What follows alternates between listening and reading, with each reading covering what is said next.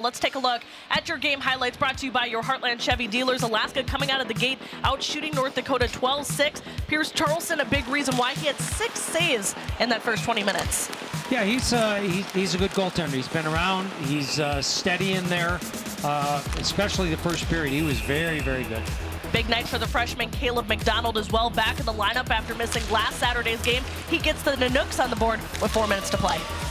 As Jake was saying, he's a very talented young defenseman. You could just see he's got patience here, makes a great move, and then roofs it. I mean, really impressive young player. And here comes North Dakota's rally in the second period. 5 unanswered goals, 7 seconds into the power play. Owen McLaughlin. This was a big goal because if they get number 2, we're in trouble. But Owen McLaughlin just steps up, really rifles a quick release shot, and a good screen in front of the net as well.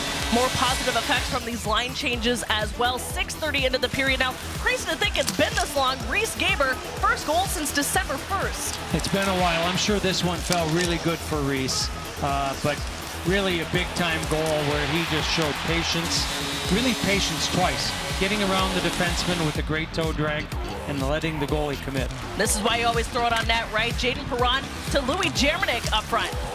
Great stick work there by Jammer. I mean, he really had to give himself the right angle to get that puck elevated and over the goaltender, so great play all around. Yeah, this is part of 3 goals in just 2 minutes for North Dakota. 45 seconds after this one, it's Cameron Berg, 8th of the season, 6 goals in the last 7 games. Cam Berg continues to impress. Just a very heavy shot. He had a big mid-ice collision to hit as well. Owen McLaughlin, second of the night as well, 14 points in the last 12 games. Blaker made a real good play here, brought it to net. He's got a nose for the net, obviously, and McLaughlin had the patience, too, to get the puck elevated. Always important to get it up. But Alaska's seen some life with 1:30 to play in the period. On the delayed penalty, TJ Lloyd throws it on net, and Peyton Matsui is there for the tip-in. Great tip-in.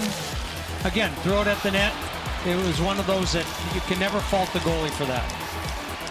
And heading into the third period, Reese Gaber, a man who was so lethal on the power play last season, gets his 3rd on the man advantage this season and 2nd of the night.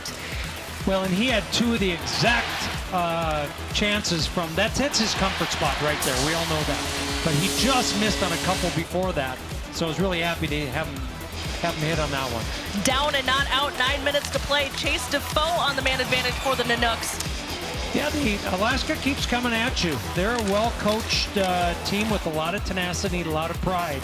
They just keep coming. And just 25 seconds to play, 2nd of the night for the freshman, Caleb McDonald. I like how he kind of crept in here into that soft area there in the slot as a defenseman. You can tell he's got some offensive skills and instincts where he kind of crept into that soft area and got a good quick shot off.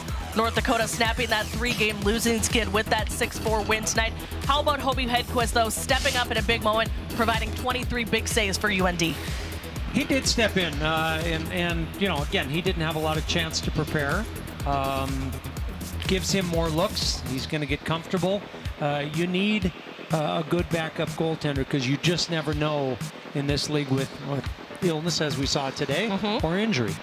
UND getting better on the dot as the game progresses well, but a big positive, the power play as well. North Dakota has scored on the man advantage in 12 of 19 games this season. After changing things up, it seems like the guys are starting to gel more, especially like we mentioned, Reese Gaber.